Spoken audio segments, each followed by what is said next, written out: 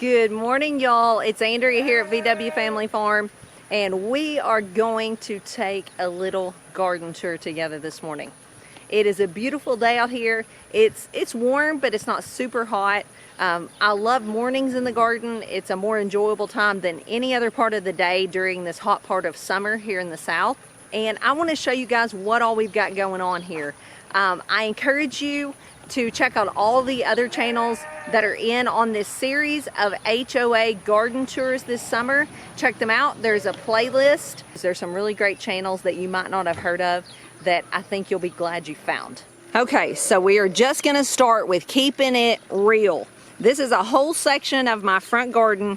You can see it is very, very grassy.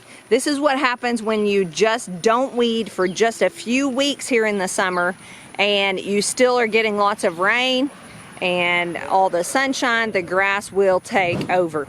But I promise you, there is a garden down in there. These are rows of black beans. You can see they're just about ready. When black beans turn from green to this pale color, they'll have beautiful black beans inside. So I'm gonna harvest those today.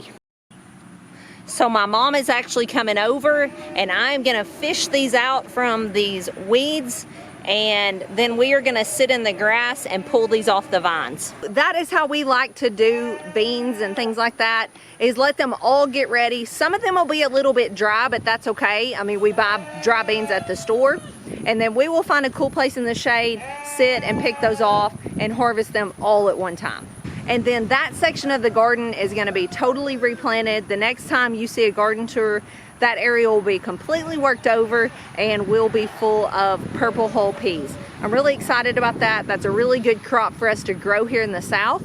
And we're just trying to keep rotationally planting and succession planting so that we keep having food to eat well into the fall. So this area right here is where we had our brown beans, and it had gotten really grassy as well. We pulled those up and harvested them, and you can see we have replanted all of this in green beans, contender green beans, and they came up beautifully. We only planted these a little over a week ago, and you can see how big they are. It's just really optimum conditions. Okay, I came in the greenhouse to show you this stuff before I go show you the broccolis and cauliflowers and cabbages. This stuff has saved our garden this year. So Takedown Spray is from Haas Tools, and it has helped us with squash bugs. It's helped us with our broccolis and cauliflowers and cabbages. They got infested with bugs after we took our row covers off, but they are bouncing back. And it's an organic spray you can use. There's one ingredient in it, the canola oil that they use, of all things, is not organic. But other than that, it is an organic spray. And let me just show you what it has done. So these were almost completely getting eaten up. You can see holes in a lot of the leaves. There's some even worse than this. But I sprayed these a week and a half ago, I guess. You can see the damage from before, but you can also see a nice head of cabbage forming in there. And they were pretty much done for at the time that I sprayed them. This one as well, pretty pitiful on the outside, but you can see a nice head of cabbage still forming. So I really wasn't sure if those were just too far gone, but it turns out that that stuff really helped them and they're bouncing back. Same thing here with this broccoli. You can see damage on the lower leaves, and then when you move up to the top, you've got new growth and a lot healthier looking plant. All right, let's talk tomatoes. I showed you guys here a few weeks ago our tomato plants out here, and they were just bare stems. We had gotten a fungus from all of our rain, but I don't know if you can tell how full and lush these are at the top. They are just taking off again, putting on new growth. We're still getting lots of nice tomatoes ripening, lots of pretty tomatoes. These are all Amish paste, which I know people have mixed feelings about. I've heard some people say they don't like those at all, but they are at the top of my list for canning. They do excellent here in our weather. And I've just gotten so many nice, big, beautiful tomatoes off these Amish paste. I like these San Marzanos too, but I will say they're more of a paste and sauce tomato. They're not really juicy at all. They're full of meat though. They are a top pick for sauce and paste tomatoes. The ox heart has become another one of our favorites. This plant looks kind of sickly, but it is still putting out the tomatoes. Another one I want to mention is the Tachi from Haas Tools. They have made the nicest, most perfect little fruit all year long. Okay, one thing I want to say before we move past this garden and past my sauce and paste tomatoes. I said this last year in a video, and it became one of our more popular videos. It wasn't even about tomatoes, it was a garden tour, and I said, stop, don't rip out your tomatoes. And we titled the video that. But what I mean by that is, now is the time your tomato vines might start looking a little sickly, like they're dying, like they're done for. And I know a lot of people have limited space, so they'll go ahead and rip those out and plant something for fall. And that's totally understandable. But if you have the room to leave them, they will put back out. I promise you, if that thing looks dead right now, it will still put out at the top a whole nother beautiful bushy plant and grow you some more tomatoes. Around here, you can grow tomatoes and have tomatoes on your Thanksgiving table, no problem. So I would just say give it some time if you have the space. As long as it's still in the ground or even in a pot where it's getting watered, it will put back out. Look at all those sweet potatoes. I hope they are doing as good underground as they are above ground. Future figs. So we still have lots of herbs and things going. We have basil and parsley, all kinds of stuff. Oregano is flowering. The pollinators are loving that. I can see honeybees all over this. Echinacea flowers galore. It will soon be time to come out and dig up some echinacea root this fall.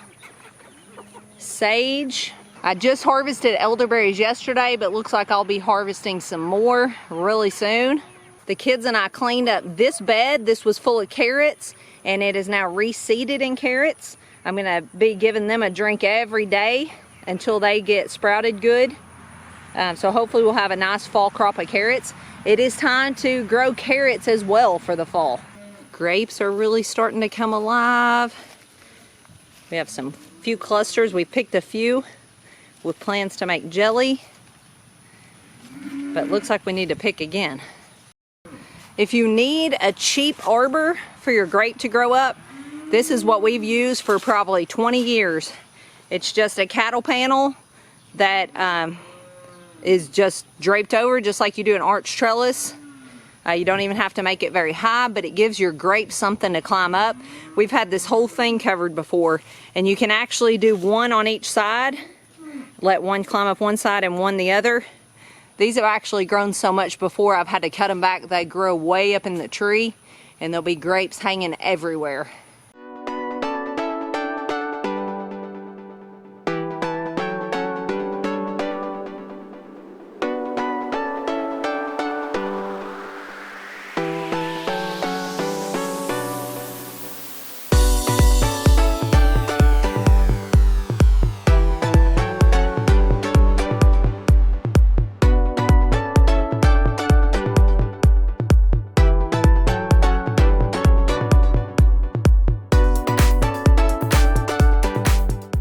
This isn't garden related, but who doesn't love a duck pool party? That one is so spastic over on the other side. That's me. Okay, we're all gonna do it. So these are the tomato plants for the big slicers. You can see the plants are looking really, really good back here. These are later to come on. We planted these a lot later. They're just now about to set fruit. These are the Abe Lincoln, which I'm super excited about, from Baker Creek. And they grow really huge tomatoes. And then on down here is the pink Ponderosa, as well as we've got some Tomatillos planted down here. I just think these are cool. How they put off this little lantern looking thing's what I call it, and then they grow the tomatillo in there. I've just really enjoyed watching these grow. And if you don't know what a tomato hornworm looks like, there is you a really good picture. Ugh, I hate touching these things. Let's see if the ducks will eat it. Ooh.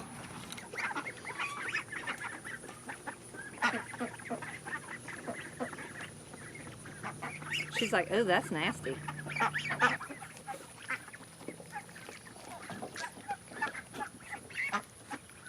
So you can see it's on the ground under a lot of these plants at the back. We're gonna have to come out here tonight. There's a bunch of these. All right, so again, keeping it real. These are the green bean rows. The kids and I weeded these literally last week or the week before. And they've already grown up that much in grass. There's still green beans in there, but they're on their last leg.